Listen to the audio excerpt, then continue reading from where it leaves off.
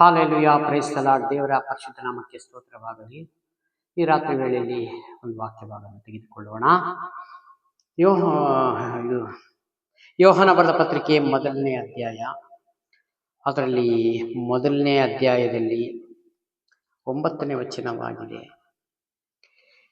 ನಿಜವಾಗಿ ಬೆಳಕು ಲೋಕಕ್ಕೆ ಬರುವುದಾಗಿದ್ದು, ಆ ಬೆಳಕು ಪ್ರತಿ ಮನುಷ್ಯನಿಗೂ ಬೆಳಕನ್ನು ಕೊಡುವಂಥದ್ದು. ಆತನು ಲೋಕದಲ್ಲಿ ಇದ್ದನು ಮತ್ತು ಆ ಲೋಕವು ಆತನ ಮೂಲಕವಾಗಿ ಉಂಟಾಯಿತು. ಇಲ್ಲಿ ಸ್ಪಷ್ಟವಾಗಿ ಹೇಳ್ತದೆ, ನಿಜವಾಗಿ ಬೆಳಕು ಲೋಕಕ್ಕೆ ಬರದಾಗಿತ್ತು. ಯಾರಿಗೆ? ಈ ಆದಿಕಾಂಡ ನೋಡುವಾಗ ದೇವರು ಲೋಕವನ್ನ ಸೃಷ್ಟಿ ಮಾಡಿ ಇದು ಬೆಳಕಾಗಲಿ ಅಂತ, ಇದು ಬೆಳಕಾಗಿತ್ತು. ಕತ್ತಲನ್ನು ಬೆಳಕನ್ನು ಬೇರೆ ಬೇರೆ ಹೇಗೆ ಮಾಡಿದರು, ಅದಕ್ಕಿಂತ ಹಿಂದೆ ಯಾರಿಗೂ ಗೊತ್ತೇ ಇಲ್ಲ, ಮನುಷ್ಯ ಕುಲವೇ ಇರಲಿಲ್ಲ. ಹಾಗಾಗಿ ದೇವರ ಮೂಲಕವಾಗಿ ಇದೆಲ್ಲ ಉಂಟಾಯಿತು. ಮನುಷ್ಯ ತಿಳಿದುಕೊಳ್ಳಲಿ ಎಂಬುದಾಗಿ ವಾಕ್ಯದ ಮುಖಾಂತರ ಎಷ್ಟೋ ಜನ ಹೇಳ್ತಾರೆ, ಇದು ಪ್ರಕೃತಿ ಈ ತರ ಆಯ್ತು, ಪ್ರಕೃತಿ ಹಿಂಗ್ ಮಾಡಿತ್ತು, ಪ್ರಕೃತಿ ಆ ರೀತಿ ಆಯ್ತು, ಪ್ರಕೃತಿ ಕೋಪ ಮಾಡಿಕೊಂಡ್ರೆ ಮಳೆ ಜಾಸ್ತಿ ಆಯ್ತು, ಪ್ರಕೃತಿ ಕೋಪ ಮಾಡಿಕೊಂಡ್ರೆ ಬೆಟ್ಟಗಳು ಜಾರಿ ಹೋದವು, ರಸ್ತೆಗಳು ಹಾಳಾದವು, ಹಳ್ಳ ಕೊಳ್ಳಗಳೆಲ್ಲ ತುಂಬಿತು. ಇಲ್ಲ ಪ್ರಿಯರೇ, ದೇವರ ಚಿತ್ತ ಇಲ್ಲದೆ ಒಂದು ಹುಲ್ಲು ಕಡ್ಡಿ ಸತ ಆ ಕಡೆ ಈ ಕಡೆ ಅಲ್ಲಾಡಲಿಕ್ಕೆ ಸಾಧ್ಯವೇ ಇಲ್ಲ. ಯಾಕಂದ್ರೆ ಮನುಷ್ಯ ಮಾಡುವಂತ ಒಂದು ಈ ದೇವರನ್ನ ಬಿಟ್ಟು ಮಾಡುವಂತ ಕೆಲಸವಾಗಿದೆಯಲ್ಲ, ಅದಕ್ಕಾಗಿ ಲೋಕದಲ್ಲಿ ನಾನು ಈ ರೀತಿಯಾಗಿ ಒಂದು ಸಂಭವಿಸ್ತದೆ ಅಂತ ವಾಕ್ಯದಲ್ಲಿ ತುಂಬಾ ಇದೆ ಅದು ಹೇಳಲಿಕ್ಕೆ. ಹಾಗಾಗಿ ಕ್ರಿಸ್ತನ ಬರೋಣ, ಯೇಸುಸ್ವಾಮಿ ಬರೋಣ ಸಮೀಪವಾಗಿದೆಯಲ್ಲ, ಅದಕ್ಕಾಗಿ ಇವೆಲ್ಲ ಸೂಚಕ ಕಾರ್ಯಗಳನ್ನು ತಿಳಿತಾ ಇದೆ. ಯಾರು ಸತ್ಯವೇದವನ್ನ ಕರೆಕ್ಟ್ ಆಗಿ ಅರ್ಥ ಮಾಡಿಕೊಂಡು ಧ್ಯಾನಿಸ್ಕೊಂಡು ಹೋಗ್ತಾರೋ ಅವರಿಗೆ ಮಾತ್ರ ಈ ಲೋಕದಲ್ಲಿ ಏನ್ ನಡೀತಾ ಇದೆ, ಇದು ಯಾತಕ್ಕೆ ನಡೀತಾ ಇದೆ ಎಂಬುದಾಗಿ ಅವರಿಗೆ ಅರಿವಾಗ್ತದೆ. ಬಿಟ್ಟರೆ ಬಾಕಿ ಯಾರಿಗೂ ಗೊತ್ತಿಲ್ಲ ಪ್ರಿಯರೇ.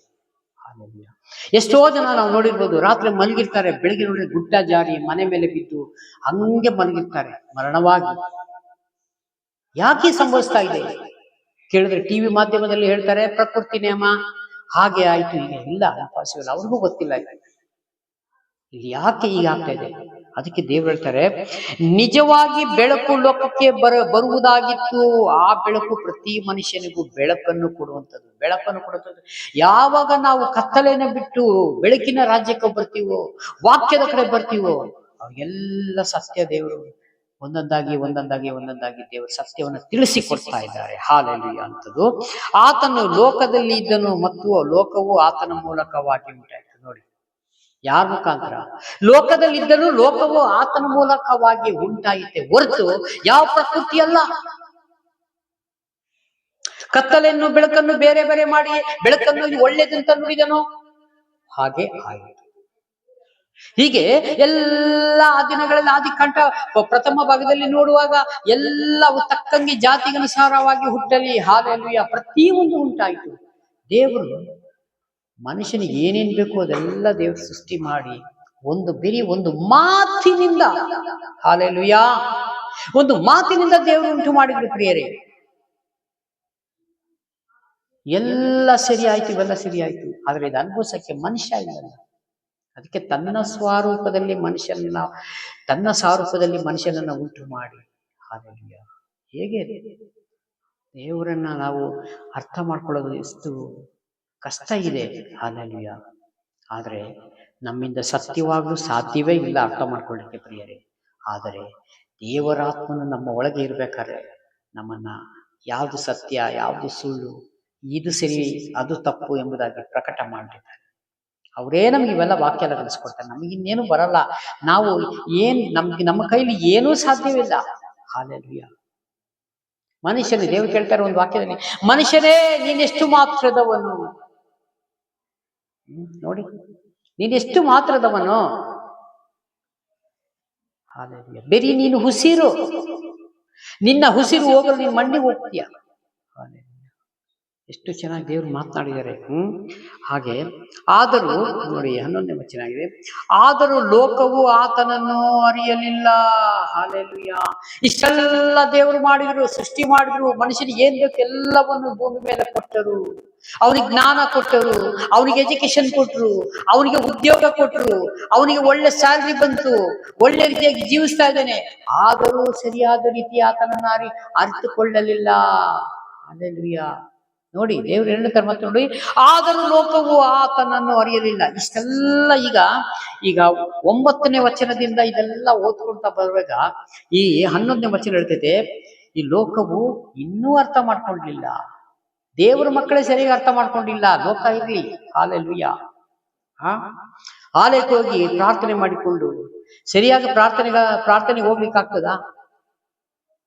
9:30 ಹೋಗೋದು, 10:ವರೆಗೆ ಹೋಗ್ತಾರೆ, 11 ಗಂಟೆಗೆ ಹೋಗ್ತಾರೆ. ಅದೇ ಒಂದು ಟ್ರೈನಿಗೆ ಹೋಗ್ರಿ ನೋಡೋಣ, ಇಲ್ಲ ಒಂದು ಪ್ಲೇನಿಗೆ ಹೋಗ್ರಿ ನೋಡೋಣ, ಆಗಲ್ಲ. ಅಲ್ಲಿಗೆ ಬೇಗ ಹೋಗ್ತೀವಿ ನಾವೆಲ್ಲ. ನನ್ನನ್ನು ಸೇರಿಸ್ಕೊಂಡೆ ಹೇಳ್ತಾ ಇರೋದು ಪ್ರಿಯ. ದೇವರ ವಾಕ್ಯವನ್ನ ನಾವು ಹೇಗೆ ಧ್ಯಾನಿಸ್ಬೇಕು, ಹೇಗೆ ಸಿದ್ಧರಾಗ್ಬೇಕು. ಹಾಲೆಲೂಯಾ. ಹಾಗೆ ಆತನು ತನ್ನ ಸ್ವಾರ್ಥಕ್ಕೆ ಬಂದನು, ಆದರೆ ಸ್ವಂತ ಜನರು ಆತನನ್ನು ಅಂಗೀಕರಿಸಲಿಲ್ಲ. ಸ್ವಂತ ಜನರು, ಇಸ್ರಾಯೇಲ್ ಜನರು ಐಗುಪ್ತ ದೇಶದಿಂದ ಬಿಡಿಸಿಕೊಂಡು ಆ 40 ವರ್ಷ ಅರಣ್ಯದಲ್ಲಿ ನಡೆಸಿದ್ರಲ್ಲ, ಅವಾಗಲೂ ಸರಿಯಾಗಿ ಜನ ನಂಬಲಿಲ್ಲ. ಆದ್ರೆ ಸ್ವಲ್ಪ ಜನ ನಂಬಿದ್ರು, ಸ್ವಲ್ಪ ಜನ ಬಿಡಲ್ಪಟ್ಟರು. ಸ್ವಂತ ಜನರು ಆತನ ನಂಬಿದ್ರು. ಇವತ್ತು ಇಸ್ರಾಯೇಲ್ ಅಲ್ಲ, ಇವತ್ತು ದೇವರಿಗೆ ನಾವೆಲ್ಲ ಸ್ವಂತ ಜನರೇ. ವಾಕ್ಯವನ್ನು ಅಂಗೀಕಾರ ಮಾಡಿಕೊಂಡು ಯೇಸು ಸ್ವಾಮಿನ ನಾವು ಹಿಂಬಾಲಿಸಿಕೊಳ್ತಾ ಹೋಗ್ತಾ ಇದೀವಲ್ಲ, ನಾವು ಸ್ವಂತ ಜನರೇ. ಸರಿಯಾದಲ್ಲಿ ನಮ್ಮಲ್ಲೂ ಇನ್ನೂ ಅಂಗೀಕಾರವಾಗಿಲ್ಲ ಅಂತ ಹೇಳ್ತಾರೆ ಸ್ವಾಮಿ. ಹಾಲೆಲೂಯಾ. ಎಷ್ಟೋ ಜನ ಮಾತಿನಿಂದ ಸನ್ಮಾನಿಸೋರಾಗಿದ್ದೇವೆ, ಹಾಲೆಲೂಯಾ, ಮನಸ್ಸಿನಿಂದ ದೂರ ಆಗಿದ್ದೇವೆ ಪ್ರಿಯರೇ. ಯಾರ್ಯಾರು ಆತನನ್ನು ಅಂಗೀಕರಿಸಿದರು,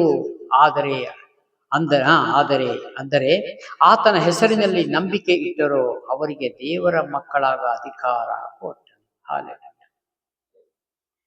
ಇದ್ರೊಳಗೂ ದೇವರು ನೋಡ್ರಿ ಫಿಲ್ಟರ್ ಮಾಡಿದ್ದಾರೆ. ಕೆಲವು ಜನ ಅಂಗೀಕಾರ ಮಾಡಲಿಲ್ಲ, ಕೆಲವು ಜನ ಅಂಗೀಕಾರ ಮಾಡಿದರು. ಆ ಅಂಗೀಕಾರ ಮಾಡಿಕೊಂಡು ನಡೆದಂತವ್ರಿಗೆ ಏನಂತ ಹೆಸರಾಯ್ತು? ಇವರು ದೇವರ ಮಕ್ಕಳಾಗ ಅಧಿಕಾರ. ಹಾಲೆಲೂಯಾ. ದೇವರ ಮಕ್ಕಳಾಗ ಅಧಿಕಾರ ಕೊಟ್ಟ ಮೇಲೆ ನೀವು ಅನೇಕ ಕಡೆ ಹೋಗಿ ಪ್ರಾರ್ಥನೆ ಮಾಡಿ ಅವರ ಹೆಸರಿನಲ್ಲಿ ನೀವು ಏನು ಬೇಕಾದ್ರೆ ನೀವು ಕೇಳಿಕೊಳ್ಳ್ರಿ, ದೇವರ ನಡೆಸಿಕೊಡ್ತಾರೆ. ಹಾಲೆಲೂಯಾ. ಇಲ್ಲಿ ಯಾರೋ ಮಾಡುವಂಥದ್ದಲ್ಲ. ಮನುಷ್ಯನ ಕೈಲಿ ನಾನು ಹೇಳಿದ ಹಾಗೆ ಒಂದು ಏನೂ ಮಾಡ್ಲಿಕ್ಕೆ ಸಾಧ್ಯವೇ ಇಲ್ಲ. ಹಾಲೆಲೂಯಾ. ಇದೆಲ್ಲ ದೇವರೇ ಮಾಡ್ಲಿಕ್ಕೆ ಸಾಧ್ಯ ಪ್ರಿಯರೇ. ಯಾಕೆ? ನಾವು ಅವರ ಮಕ್ಕಳಾಗಿದ್ದೇವೆ. ಮಕ್ಕಳಾಗಿದ್ದ ಮೇಲೆ ತಂದೆಯ ಹೆಸರಿನ ಮೇಲೆ ಹೋಗಿ ಅಲ್ಲಿ ಒಂದು ಕೆಲಸ ಮಾಡ್ರಿ, ನೀವು ಒಂದು ಪ್ರಾರ್ಥನೆ ಮಾಡ್ರಿ. ಆ ಪ್ರಾರ್ಥನೆ ಬಿಡುಗಡೆ ಕೊಡ್ತದೆ. ನಂಬಿಕೆಯಿಂದ ಮಾಡುವಂತ ಪ್ರಾರ್ಥನೆ ಎಂದು ವ್ಯರ್ಥ ಆಗುವುದೇ ಇಲ್ಲ. ಹಾಲೆಲೂಯಾ. ಇದು ದೇವರ ಆತ್ಮನು ಹೇಳುವಂತ ಕಾರ್ಯಕ್ರಮ. ಅದಕ್ಕೆ ಯಾಕಂದ್ರೆ ನಾವು ಸಾಧಾರಣವಾಗಿ ನಾವು ಏನು ತಿಳ್ಕೋಬಾರದು. ದೇವರನ್ನ ನಾವು ಯಾವ ರೀತಿ ನಾವು ತಿಳ್ಕೊಂಡಿದೀವಿ ಅಂತ ಕೆಲವೊಮ್ಮೆ ನಮಗೆ ಗೊತ್ತಾಗುವುದಿಲ್ಲ. ಅದಕ್ಕೆ ಯಾವಾಗಲೂ ನಮ್ಮ ಆತ್ಮದಲ್ಲಿ ಬೆಂಕಿ ಹಾರಬಾರದು. ನಾವು ಮಲಗಿದ್ರು ಸತ ನಮ್ಮ ಶರೀರ ಮಲಗಿದ್ರು ಸತ ಆತ್ಮ ಮಲಗಬಾರದು ಪ್ರಿಯರೇ. ಯಾವಾಗಲೂ ನಾವು ಆತ್ಮದಲ್ಲಿ ಆರಾಧಿಸುವ ಕರ್ತನಿಗೆ ಸ್ತೋತ್ರ. ಆತ್ಮದಲ್ಲಿ ಆರಾಧಿಸುವ ಕರ್ತನಿಗೆ ಸ್ತೋತ್ರ ಅಂದ್ರೆ ಅರ್ಥ, ನಮ್ಮ ಆತ್ಮ ಯಾವತ್ತೂ ನಾವು ಕುಗ್ಗಿ ಹೋಗ್ಬಾರ್ದು. ಆತ್ಮ ಯಾವಾಗಲೂ ನಾವು ಅದನ್ನ ದೇವರ ಹತ್ರ ಬರೀ ಪ್ರಾರ್ಥನೆ, ಆಲಯಕ್ಕೆ ಹೋದಾಗ ಮಾತ್ರ ಪ್ರಾರ್ಥನೆ ಮಾಡ್ತೀವಿ ಅದಲ್ಲ. ನೀವು ಎಲ್ಲಿ ಬೇಕಾದ್ರೂ ಇದ್ರುವೆ ಬೆಂಕಿ ಆರಬಾರ್ದು. ಬೆಂಕಿ ಆರ್ತು ಅಂದ್ರೆ ಮತ್ತೆ ಇನ್ಯಾರು ಕೆಲಸ ಆಗ್ತದೆ? ದುರಾತ್ಮನಿಗೆ ಕೆಲಸ ಕೊಡಂಗಾಗ್ತದೆ. ಹಾಗಾಗಿ ನಾವು ಅದಕ್ಕೆ ಅವಕಾಶ ಕೊಡದೆ ಸರ್ವ ಆಯುಧಗಳನ್ನ ಧರಿಸಿಕೊಂಡು ಆತನಿಗೆ ಎದುರು ನೋಡ್ಬೇಕಂತೆ. ನಾವು ಸೈತಾನನಿಗೆ ಜಯಿಸಕ್ಕೆ ನಮ್ಮಲ್ಲೇ ಬೆಂಕಿ ಆರೋದ್ರೆ ನಾವು ಹೇಗೆ ಜಯಿಸ್ಲಿಕ್ಕಾಗ್ತದೆ? ಆಗೋದಿಲ್ಲ. ಹಾಗಾಗಿ ಈ ಕೊಟ್ಟಂತ ಸಂದೇಶಕ್ಕಾಗಿ ದೇವರಿಗೆ ಮಹಿಮೆಯಾಗಲಿ. ಹಾಗೂ ಈ ಸಂದೇಶವನ್ನು ಮುಕ್ತಾಯ ಮಾಡಿ ಚಿಕ್ಕ ಪ್ರಾರ್ಥನೆ ಮಾಡೋಣ. ಎಲ್ಲ ಕಣ್ಣು ಮುಚ್ಚಿ ಪ್ರಾರ್ಥನೆ ಮಾಡೋಣ. ಪ್ರೀತಿ ಸ್ವರೂಪನಾದ ದೇವರೇ, ರಾಜನೇ ಯೇಸು ಸ್ವಾಮಿ, ನಿಮಗೆ ಮಹಿಮೆಯಾಗಲಿ. ಈ ಕೊಟ್ಟಂತ ಸಂದೇಶಕ್ಕಾಗಿ ನಿಮಗೆ ಸ್ತೋತ್ರ ಮಾಡಿಕೊಂಡು ದೇವರೇ, ಹಾಲೆಲೂಯ.